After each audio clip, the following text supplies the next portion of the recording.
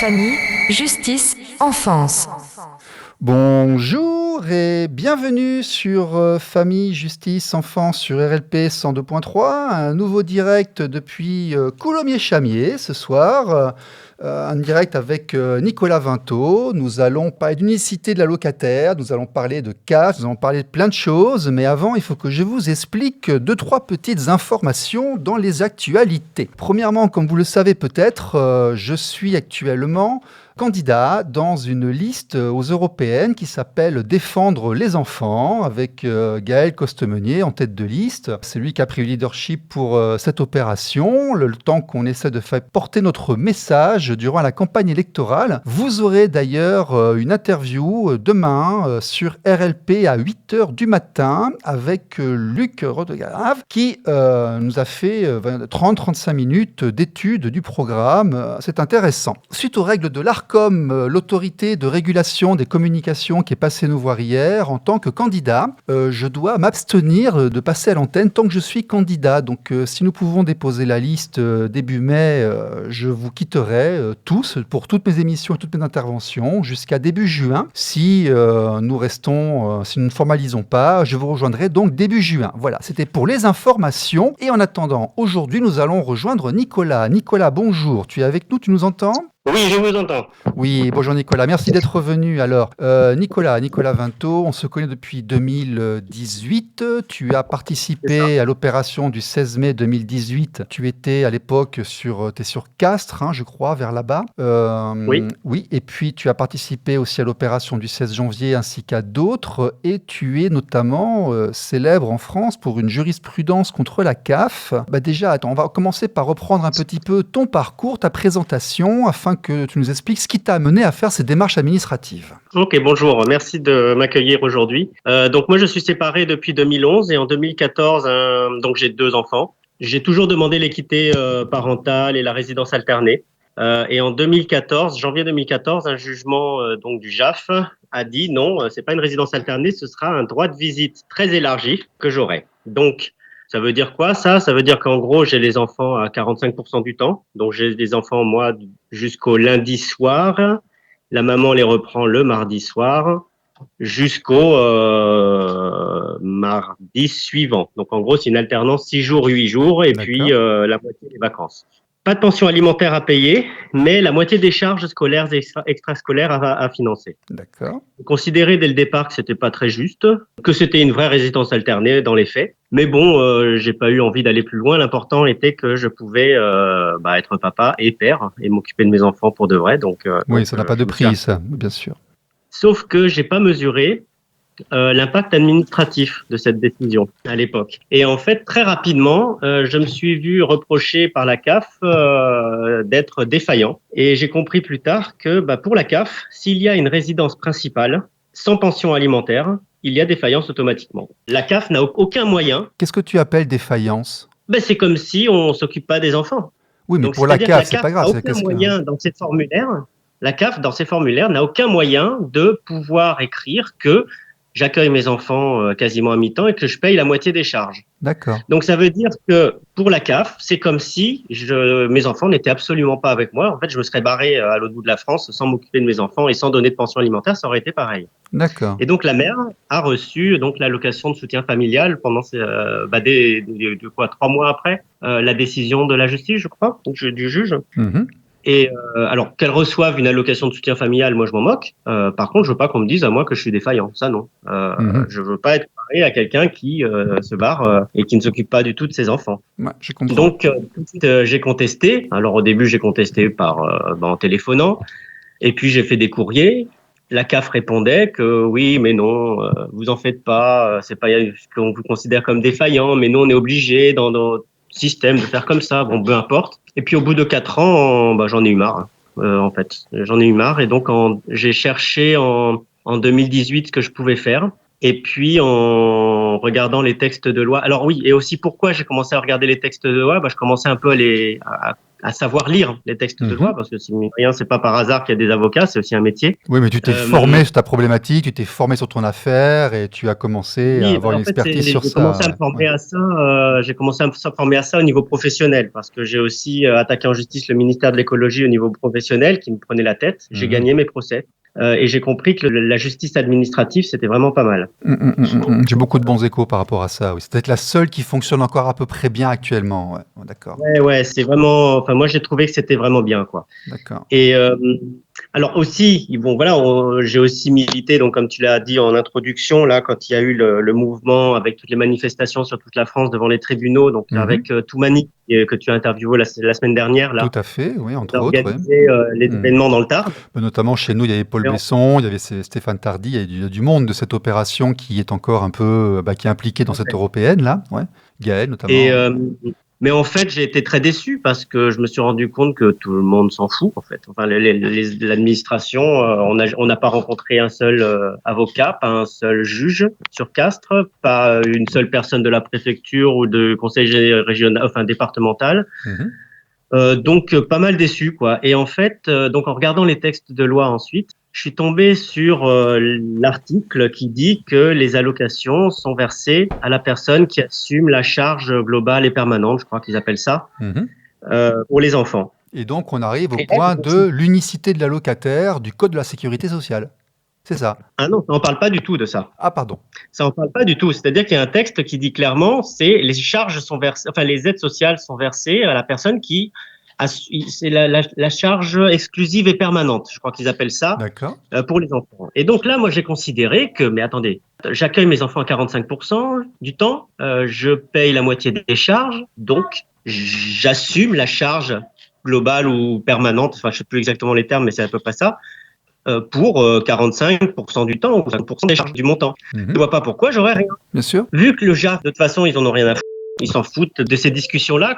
J'étais retourné au tribunal en 2015 devant le JAF pour demander l'équité parce que je trouvais que c'était pas juste. Puis même mon revenu à l'époque, j'étais à 0 revenu, donc c'était une période difficile financièrement. Et puis le tribunal, le juge aux affaires familiales considère que les aides sociales c'est pas son sujet. Donc comment on fait là? On est un peu coincé.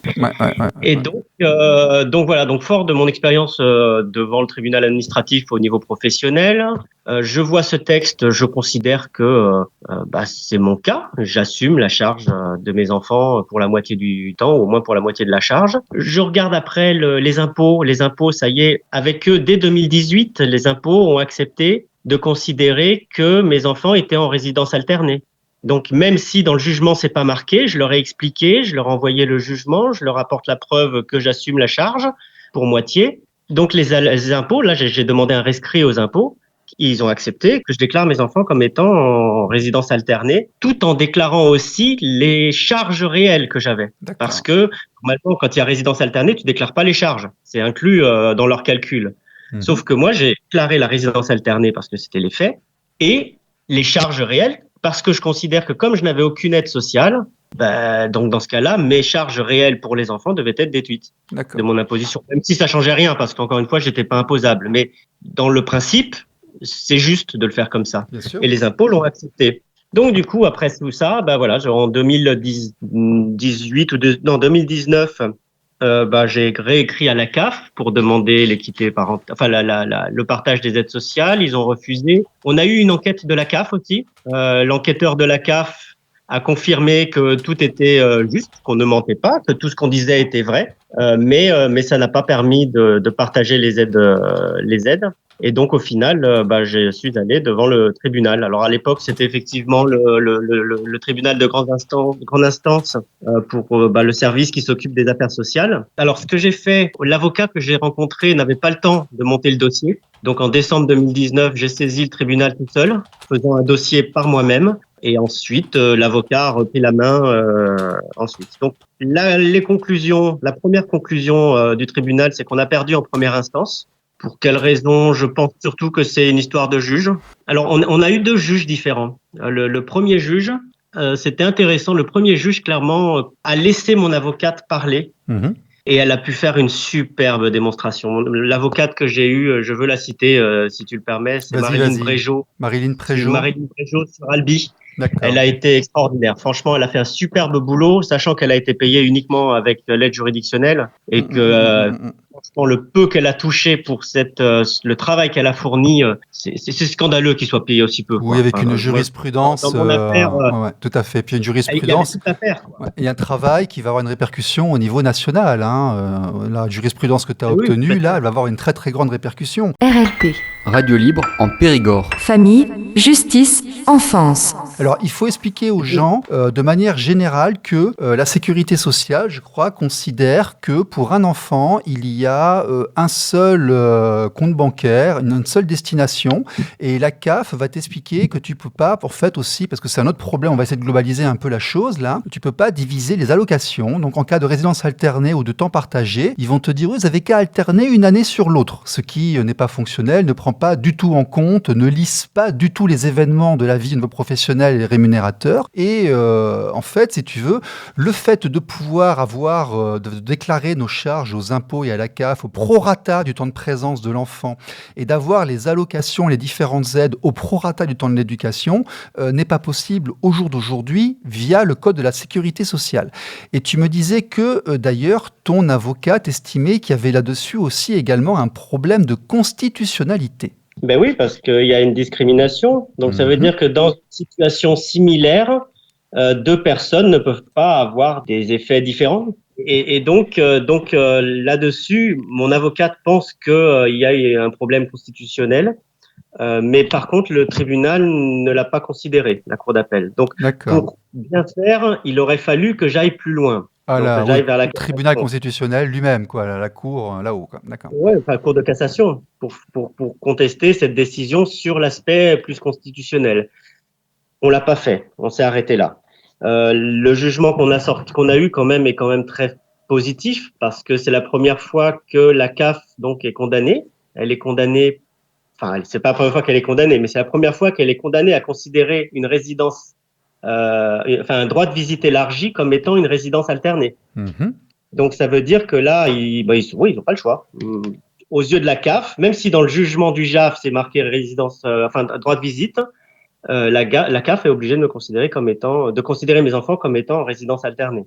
D'accord. Donc ça, c'est déjà très positif. Et ce qui me semble être très positif aussi avec ce jugement, c'est que il ouvre la porte justement à ce que tu disais, à plus d'équité en fonction du temps de vie, de présence des enfants chez Bien sûr, chacun des parents. bien sûr. C'est-à-dire que peu importe ce que raconte le jugement, à partir du moment où quelqu'un s'occupe des enfants, qu'il assume la charge effective et permanente pendant au moins un temps, eh ben, il a droit à quelque chose. Voilà. Et ça, alors, c'est un pari que j'ai fait parce que bon, quand j'ai saisi le tribunal, soyons clairs, mes enfants commençaient déjà à être grands. Là, maintenant, j'en ai un, il a 19 ans. Voilà, c'est pas ce que j'en ai récupéré financièrement qui a changé grand-chose. Par contre, je l'ai fait pour deux raisons. La première raison, c'est que mes enfants ont aussi une chance sur deux de se séparer. Bien sûr. Voilà, enfin, statistiquement, c'est ça. Hein. Et j'aimerais bien que dans le futur, ils se retrouvent pas dans cette situation-là. Surtout mon fils. C'est souvent les hommes hein, qui sont entre guillemets qui sont victimes dans ces situations-là. Oh, pas que, pas Mais que, la pas que. deuxième, Je pense que c'est bien de le globaliser majoritairement. non, c'est Cas pour de ça que je dis pension souvent. alimentaire sont majoritairement versés par les hommes, tu as raison. Non, mais je suis Mais je d'accord. suis C'est d'accord. pour Mais ça que c'est bien, c'est très très bien d'aller vers un système d'équité, d'égalité sur ce point. Il y a vraiment un intérêt collectif et global à le faire. Je suis d'accord je sur suis ça. d'accord. Hein. Oui, oui, tout Oui, à fait. complètement, Oui, oui. complètement. Oui, oui, complètement. Et l'autre raison pour laquelle je l'ai fait, bah, c'est plutôt l'aspect militant. C'est-à-dire que je me suis rendu compte que de manifester, ça sert pas à grand-chose. Les gens qui montent sur les grues, ils sont vraiment en souffrance, et puis au général, c'est eux qui se font déglinguer ensuite encore plus. En fait, on n'y arrive pas, quoi. On nous écoute pas. Et donc, je me suis dit, mince, mais et si on utilisait l'outil administratif, en fait, Ouais. la justice, c'est une arme. C'est la seule arme, quelque chose que fait l'État. Et le droit en lui-même est juste, tel qu'il est déjà écrit, de mon point de vue en tout cas, ou de ce que j'ai pu constater. C'est déjà juste. Donc je me suis dit, ben, si j'arrive à gagner ce procès, l'idée derrière, ce serait d'arriver à inciter un maximum de gens à attaquer en justice l'administration. Parce que, imagine les administrations qui se retrouvent avec des milliers de procès dans tous les sens, mais quel qu'il soit, une école qui n'envoie pas enfin qui ne respecte pas la parole d'un des parents et qui permet du coup à un parent de désinscrire l'enfant pour l'inscrire ailleurs, il y a une faute de l'État. il y a une discrimination parce qu'il avait une autorité parentale qui n'a pas été respectée. Bien sûr, Eh ben, il faut attaquer l'école. bien sûr. RLP. Radio libre en Périgord. Famille, justice, enfance. Alors là, ce que tu es en train de résumer, c'est exactement le pivotage que le monde associatif a effectué en 2020-2021, où on s'est dit que après les événements récents en France, aller manifester déjà n'avait plus aucune incidence et en plus devenait extrêmement mal connoté. C'est-à-dire qu'à l'époque, nous, on avait fait nos manifestations, tu sais, on demandait le droit de papouner, de mamouner, de s'occuper de nos enfants, en fait, hein, tout simplement. Donc on était dans des logiques très pacifistes et très communicantes. Mais après, notre pays a connu les gilets jaunes, a connu des problèmes extrêmement violents. Et déjà, il n'était pas souhaitable de s'associer à ce genre de phénomène. Ça desservait très clairement la cause. Donc nous avons globalement arrêté ces principes de manifestation. Et deuxièmement, je pense beaucoup à Claude Néris, qui a beaucoup accompagné Équité Parentale. Claude Néris qui nous a quittés il y a 1 an et demi, qui dirigeait à l'époque SOS Exclusion Parentale. On avait fait plusieurs lives avec Maître Tapiero, Maître Hamas et autres. Et nous avions très clairement axé, nous, un changement de comportement en se basant sur le tribunal administratif. Et le tribunal administratif et l'autre procédure qu'on encourageait, c'était la plainte pour faux en écriture publique. Et en se basant sur les faux en écriture publique et en se basant sur le tribunal administratif, on avait réussi à redevenir le petit moustique qui empêchait le grand géant dans la chambre de dormir correctement, de ronronner, de fonctionner par les habitudes. Et le tribunal administratif, c'est un peu compliqué, c'est différent des juridictions habituelles. En France, il y a un tribunal civil, c'est là qu'on va, ce qu'on appelle le JAF, juge aux affaires familiales. Donc on parle des divorces, des pensions alimentaires, etc. Il y a le juge des enfants, qui est encore une autre juridiction. Là, on commence à parler de protection de l'enfance. Il y a un chevauchement de juridiction, mais c'est encore ailleurs. Il y a le tribunal pénal, c'est encore autre chose. C'est lorsqu'on porte des plaintes pour violence, etc. Et le tribunal administratif, c'est très souvent encore un bâtiment différent, un bureau différent, une formation différente, des juges différents. Vas-y, explique-nous un petit peu qu'est-ce que c'est que le tribunal administratif. Alors, tel que je le perçois, pour moi, le tribunal administratif, c'est du droit pur et dur. Il n'y a pas d'émotion dans ce tribunal. C'est aussi, ce qui est intéressant, c'est que c'est une procédure écrite. D'accord. Ça veut dire que tout qui est envoyé est étudié. Il y a un truc qui est vachement intéressant quand on va à une audience au tribunal administratif, c'est que il y a 2 magistrats qui sont sur place. Il y a le rapporteur public et le juge. Et le rapporteur public, c'est lui qui commence à parler. Et il va raconter l'histoire. Ce que le demandeur demande, comment il le demande et comment se défend l'État. Et à la fin, il va faire des recommandations au juge. Mais il va étudier chaque point. Donc, ça veut dire qu'il va regarder, est-ce que ce que dit l'un ou ce que dit l'autre, c'est du droit. Ça rentre dans le droit. Qui a, du point de vue du droit pur et dur, a raison. Et après, l'avocat peut répondre. Par exemple, dans la procédure qui m'avait opposée au ministère de l'écologie au niveau du boulot, le rapporteur public avait fait une erreur dans son analyse. On a pu y répondre pendant l'audience. Et effectivement, il a constaté qu'il avait fait une erreur et il l'a rectifié direct pendant l'audience. Mais le rapporteur public, il peut parler longtemps. Encore une fois, alors moi, c'était pas le cas, moi, dans l'audience, puisque c'était encore tribunal d'instance avec le pôle affaires sociales. Là. Maintenant, c'est tribunal administratif, ces histoires-là. Mais à l'époque, quand moi je suis passé, je devais être un des derniers à passer encore dans cette juridiction-là. Donc, il n'y avait pas de rapporteur public. Mais il peut parler longtemps. Dans l'histoire qui m'a opposé au ministère de l'écologie pour le boulot, le rapporteur public, il a parlé 25 minutes. D'accord. Donc, c'est-à-dire pour que ce mec-là parle 25 minutes, imagine le dossier qu'il a créé derrière, toute l'étude de... Alors, il y a un truc qu'il fait aussi généralement, il essaye toujours de réduire la faute de l'État, de trouver des circonstances atténuantes pour l'État. C'est aussi son rôle. Mais c'est bien aussi, parce que du coup, il va vraiment aller... Déjà, s'il nous donne raison, c'est que vraiment, on a raison. Oui. Et puis aussi, il faut remonter l'information, parce qu'il n'a pas envie qu'un même problème se répète aussi. Complètement. C'est pour ça, je pense que c'est un tribunal qui fonctionne encore très bien. C'est parce que, il n'y a pas d'émotion, c'est du droit. Oui, on en avait parlé avec Claude, il y a aussi pas mal de dossiers. En fait, tu écris un mémoire, tu envoies ton dossier par pièce écrite, et il y a beaucoup d'affaires qui sont jugées sans même qu'il y ait de plaidoirie ou d'intervenants. Il y a assez peu d'avocats, donc on n'y a pas... Il y a des allers-retours. Il y a des C'est-à-dire allers-retours, tout qu'on à fait, oui, écrit, oui, oui, oui, oui, oui.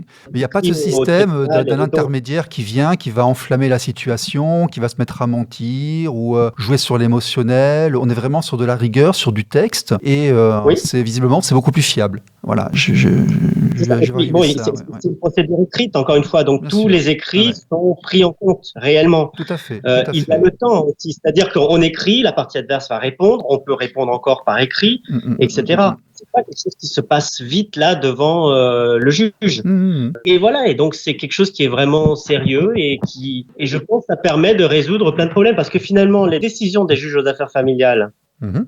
ont des conséquences derrière sur tout ce qui nous environne et on peut plus se D'accord. défendre. Ouais, Donc bah oui, finalement, si l'affaire familiale c'est n'importe quoi, bah, ça a des conséquences sur les décisions administratives derrière. C'est pas juste, c'est discriminant, c'est peu importe. mm, Ça, mm, mm. RLP. Radio libre en Périgord. Famille, justice, enfance.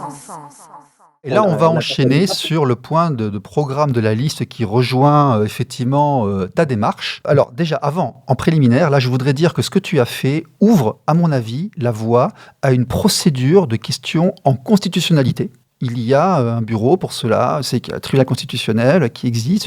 N'importe quel citoyen a le droit de saisir et de poser une question en constitutionnalité. Tu verras avec Paul Besson, par exemple, qui était aussi avec nous en 2018, qui est passé sur cette antenne il y a 2 ou 3 semaines.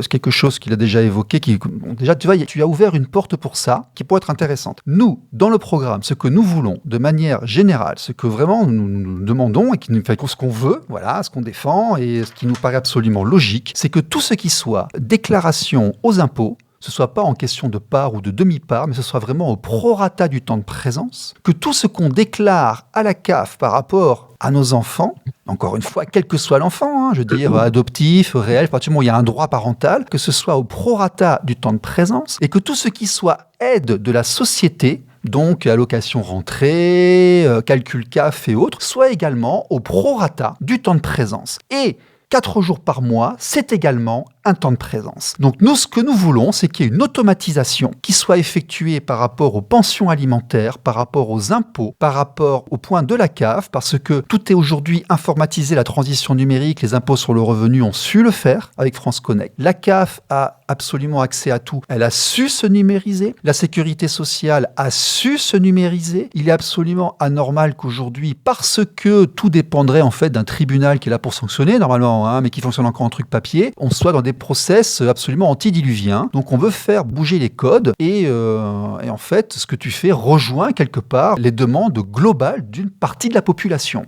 Oui, je suis d'accord avec ça. J'aimerais rajouter quand même sur ma perception qu'il pourrait y avoir un équilibrage qui se ferait en fin d'année avec les déclarations d'impôts. Bien sûr, absolument, une régularisation en Voilà, janvier, mais tu vois, ça pourrait être le automatisé. partage, Oui.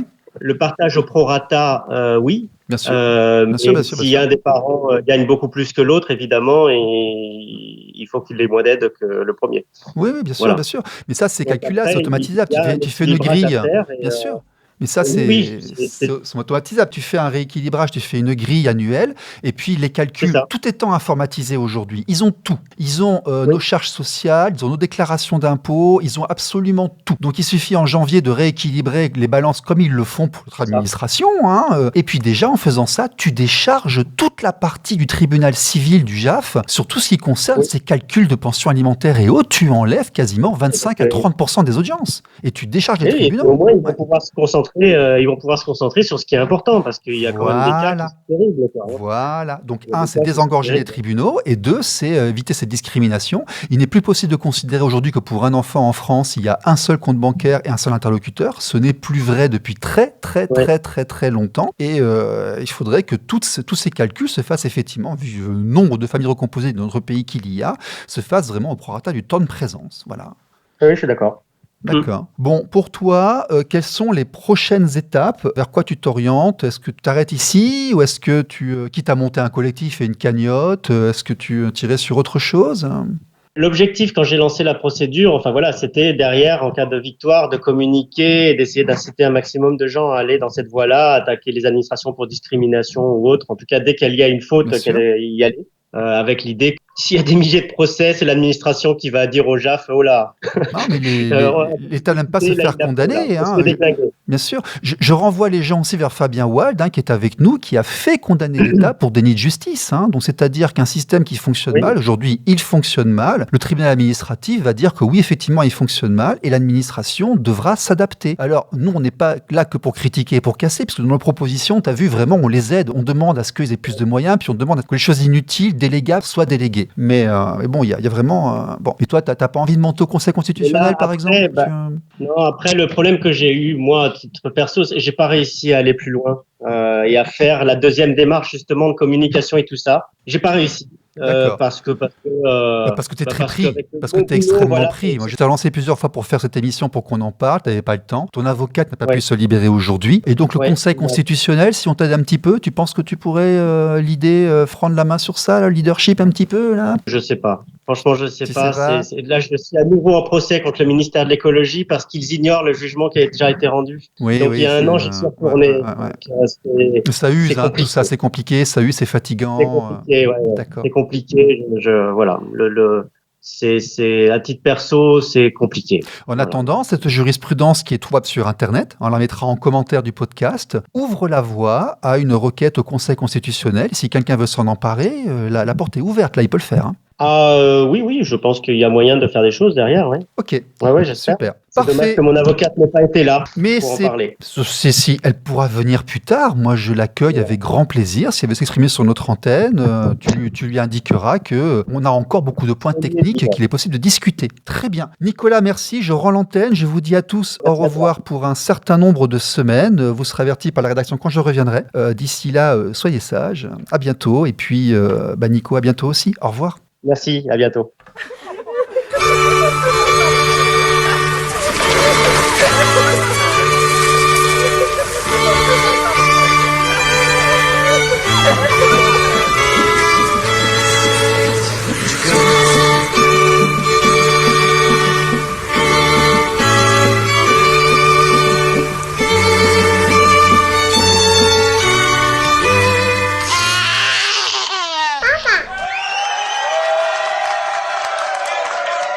Famille, justice, enfance.